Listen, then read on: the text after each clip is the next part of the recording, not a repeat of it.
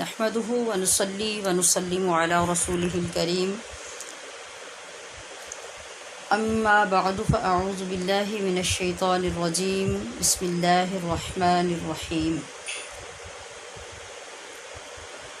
اللہ تعالیٰ کی رحمتوں کے سائے میں عشرۂ ذوالحج ہم گزار رہے ہیں۔ اب جب کہ یہ دن اپنے عروج کی طرف بڑھ رہے ہیں اور 1-2 دن کے بعد 9 ذی الحج سے 13 ذی الحج تک شاندار تسبیح و تحلیل کا وہ سلسلہ جس کو تکبیرات تشریق کے نام سے یاد کیا جاتا ہے اور پہچانا جاتا ہے، شروع ہونے کو ہے۔ چند گزارشات اس سلسلے میں آپ سب کی خدمت میں پیش کرنا مقصود ہے۔ تکبیرات تشریق کو تکبیرات تشریق کیوں کہتے ہیں اور ایام تشریق کیا ہیں، الفاظ تکبیرات کیا ہیں اور ان کو کہنے کی وجہ کیا ہے، ان کا حکم کیا ہے، یہ ان تکبیرات میں پائی جانے والی وہ تمام باتیں، تمام سوالات ہیں جن کا ہم سے، ہماری ذات سے، ہمارے کرنے سے تعلق ہے۔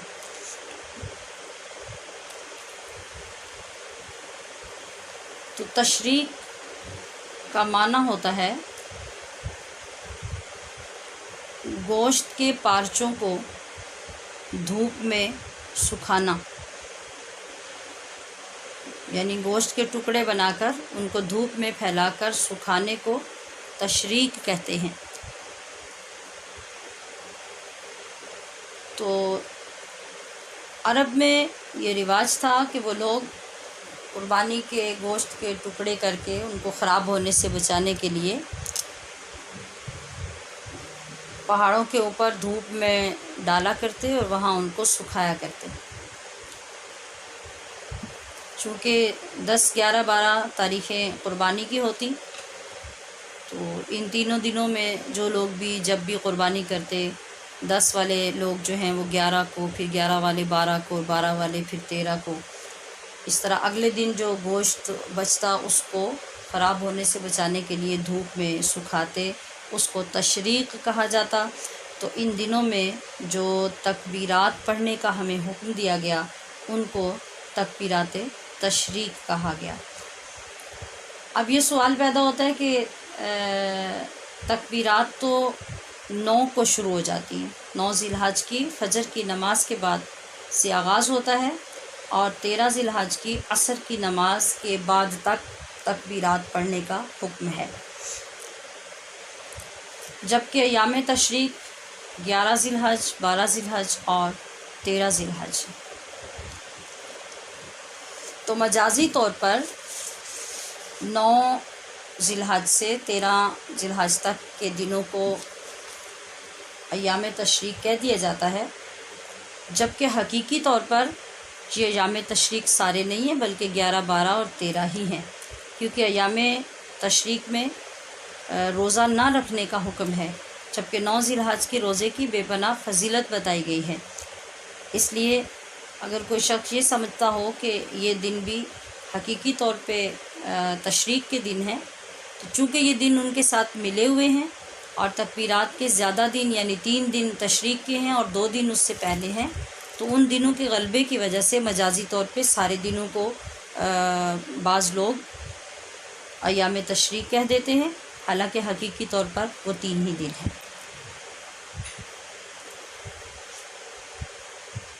تو اس کا حکم کیا ہے؟ ہر فرض نماز کے بعد، نماز کے فوراً بعد 1 مرتبہ مرد حضرات کا بلند آواز سے اور عورت کا آہستہ آواز کے ساتھ فقہ حنفی کے مطابق واجب ہے، اور 3 مرتبہ پڑھنا افضل ہے۔ اب ہم یہ معلوم کرتے ہیں کہ اس کو پڑھنے کی وجہ کیا ہے۔ جو تکبیرات تشریق ہیں ان کو پڑھنے کی وجہ کیا ہے؟ حضرت سیدنا ابراہیم خلیل اللہ علیہ السلام نے خواب دیکھا. خواب میں حکم دیا گیا کہ اپنے لخت جگر کو ہماری راہ میں قربان کر دو، ذبح کر دو. 3 دن لگاتار جب خواب دیکھا تو حضرت اسماعیل علیہ السلام کے پاس پہنچے اور فرمایا انی ارا فی المنام انی اذبحک فانظر ماذا تری، کہ اے میرے نور نظر، اے میرے بیٹے، میں نے خواب میں تجھے ذبح کرتے ہوئے دیکھا، اب تو بتا کہ تیری رائے کیا ہے. اور اسماعیل بھی تو وہ بیٹے تھے جن کے نام کا معنی ہی ہے وہ ندا، وہ صدا، وہ دعا جو باپ کی طرف سے کی گئی ہو، رب نے سن لی ہو، قبول کر لی ہو. تو یہاں بھی وہ سر تسلیم خم کرتے ہیں اور عرض کرتے ہیں یا ابت افعل ما تؤمر ستجدنی ان شاء اللہ من الصابرین،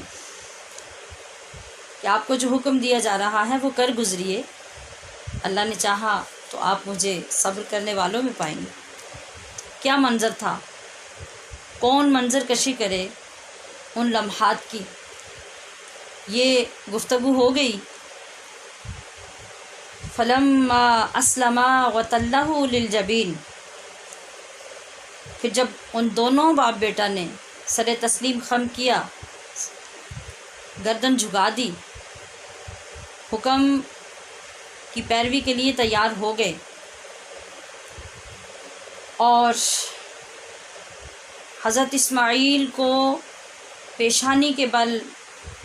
زمین پر لٹا دیا. ادھر یہ منظر پیدا ہوا اور ادھر آسمانوں پر والہانہ انداز میں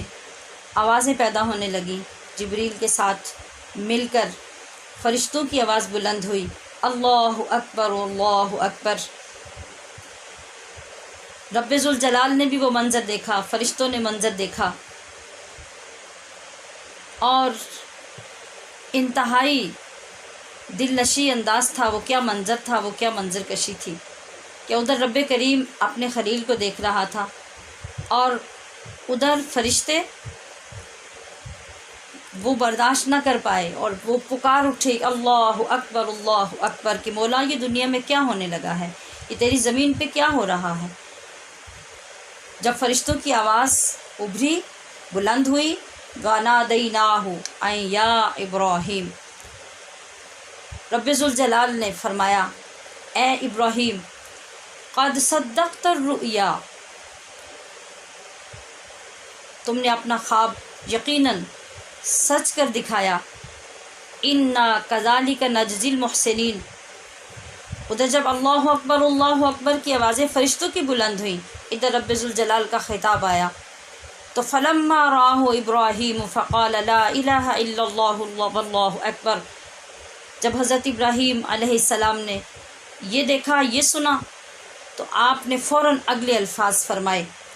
اور فلما علم اسماعیل بالفداء قال اللہ اکبر وللہ الحمد.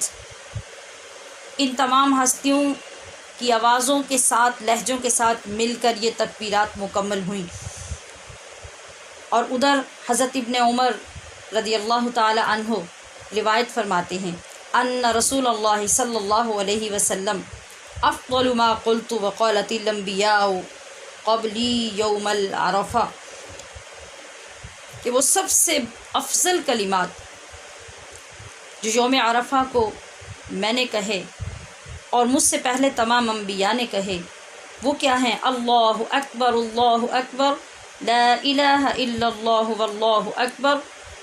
اکبر وللہ الحمد. جب آقا صلی اللہ تعالی علیہ وسلم نے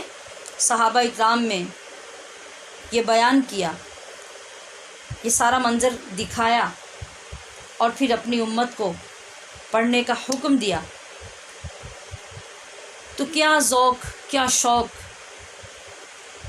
اور کیا محبتیں تھیں اور کس قدر جذبہ تھا آپ علیہ الصلاۃ والسلام کے صحابہ اکرام میں، کہ جب حضرت ابن عباس نے اور حضرت ابو ہریرہ نے جب یہ سنا کہ آقا علیہ الصلاۃ والسلام نے ان تکبیرات کی اتنی فضیلت بیان کی ہے، تو جب یہ دن آتے تو وہ اٹھ کر بازاروں کی طرف نکلتے اور پھر 9 ذی الحج کا بھی انتظار نہیں کرتے، بلکہ پورے کے پورے عشرے میں وہ بار بار بازار میں چلے جاتے اور بازار میں جا کے بازار میں چلتے گھومتے ہوئے آتے جاتے بلند آواز سے پڑھتے اللہ اکبر لا الہ الا اللہ واللہ اکبر وللہ الحمد، اور پھر آپ کی آوازیں سن کر لوگ آپ کے ساتھ پڑھنے لگ جاتے۔ تو ذرا تخیل میں دیکھیے، تصور میں دیکھیے کہ پھر اس بازار کے اندر ان تکبیرات کی آواز سے کیسی گونج اور کیسی نورانیت اور کیسی روحانیت پیدا ہوتی ہوگی۔ یہ عمل کا جذبہ ہوا کرتا تھا۔ تو مجھے عرض کرنا ہے آپ سے، میری تمام بہنوں سے، بیٹیوں سے، بچیوں سے یہ گزارش ہے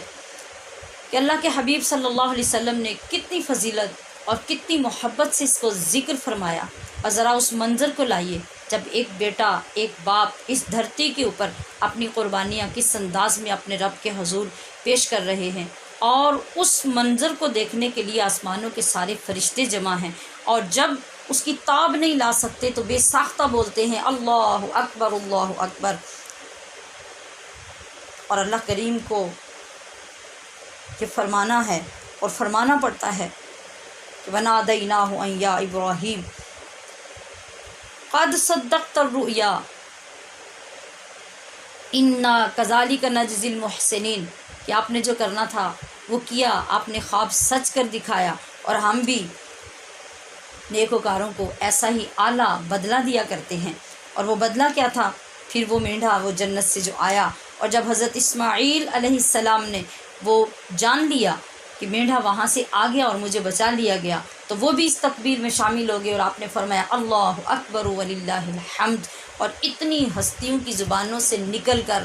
جو کلمات مرکب بنے، جو تیار ہوئے، جن کے فضیلت مصطفیٰ کریم نے اپنی زبان اقدس سے بیان فرمائی۔ اور وہ زمانہ مصطفیٰ میں یہ عالم جو ہوا کرتا تھا اور یہ جو رنگ ہوا کرتا تھا ان تکبیرات کا، اور عرب ممالک میں آج بھی ایسا ہے کہ لوگ چلتے پھرتے گھروں سے آتے جاتے، بازاروں میں جاتے، کام کاج کے لیے نکلتے، وہ ان تکبیرات کو پڑھتے رہتے ہیں، دوسروں کو سناتے رہتے ہیں، اور یہ یگانہ رنگ پیدا ہوا رہتا ہے ان 10 دنوں میں۔ تو میں لیٹ ہو گئی اس کو بیان کرنے میں اور آپ تک پہنچانے میں، لیکن میں سمجھتی ہوں کہ ہمارے پاس ابھی بھی ماشاء اللہ آج 5 ذی الحج ہے، تو ہمارے پاس ابھی 3-4 دن یہ ہے 9 تاریخ کے آنے میں، اور پھر اس کے بعد بھی 5 دن اگلے ہیں۔ تو ہم آج سے ہی اپنے گھروں میں اپنے بچوں کو ترغیب دلا کے، گھروں میں جو بچے ہیں ان کو یاد دلائیے، اپنے گھروں کے اندر یہ رونق پیدا کیجیے، گھر میں آنے والوں کو یاد دلائیے، نماز پڑھیے۔ ویسے تو آپ کے لیے آہستہ آواز میں پڑھنا ہے، لیکن آپ جب اپنے گھر میں خواتین کے ساتھ پڑھیں گے تو آپ نارمل آواز کے ساتھ پڑھ کے دوسروں کو بھی ساتھ ملا سکتی ہیں، اور ان کو یاد بھی دلا سکتی ہیں، بچوں کو پڑھا سکتی ہیں، اپنے گھر کے مرد حضرات کو یاد دلا سکتی ہیں۔ اور اکثر خواتین گھروں میں جب ہوتی ہیں تو ان کے دیگر جو امور ہوتے ہیں ان میں مشغولیت کی وجہ سے وہ تکبیرات پڑھنا بھول جاتی ہیں۔ تو ایک سب سے بڑا فائدہ ہمیں یہ ہوگا کہ اگر ابھی سے عادت بنا لیتے ہیں تو انشاءاللہ وہ آنے والے جو ایام تشریق ہوں گے ان میں کسی نماز کے بعد تکبیر چھوٹے گی نہیں۔ تو آئیے آج سے ہی اس خوبصورت ادا کو اپناتے ہیں اور ایک نیا رنگ اپنے ماحول میں پیدا کرتے ہیں۔ اللہ اکبر لا الہ الا اللہ واللہ اکبر، اللہ اکبر وللہ الحمد۔ اور اس کے بعد ایک مسئلہ یہ ہے کہ آپ کی اگر کوئی نماز ان 5 دنوں میں، ابھی تو مستحب ہے نا پہلے دنوں میں پڑھنا، تو 9 کی فجر سے لے کے 13 ذی الحج کی عصر کی نماز کے دوران کوئی بھی نماز آپ کی اگر قضا ہو جاتی ہے اور پھر انہی دنوں میں کسی اگلی نماز کے ساتھ ملا کر آپ اس کو پڑھ لیتے ہیں، تو اس قضا نماز کے بعد بھی آپ یہ تکبیرات اسی طریقے سے پڑھیں گے۔ اور اگر کوئی پیچھے سے چھوٹی ہوئی نماز ہے اور آپ اپنی ترتیب سے ہر روز پڑھتے ہیں اور اسی طریقے سے ان دنوں میں بھی پڑھیں گے، تو پھر پچھلی چھوٹی ہوئی نمازوں میں سے کسی نماز کے ساتھ تکبیر نہیں پڑھیں گے۔ اللہ تبارک و تعالی ہمیں اس خوبصورت عشق و محبت کے دل نشیں ترانے کو بلند کرنے اور اس سے اپنے سینوں کو منور کرنے کی توفیق عطا فرمائے۔ وآخر دعوایا ان الحمد للہ رب العالمین۔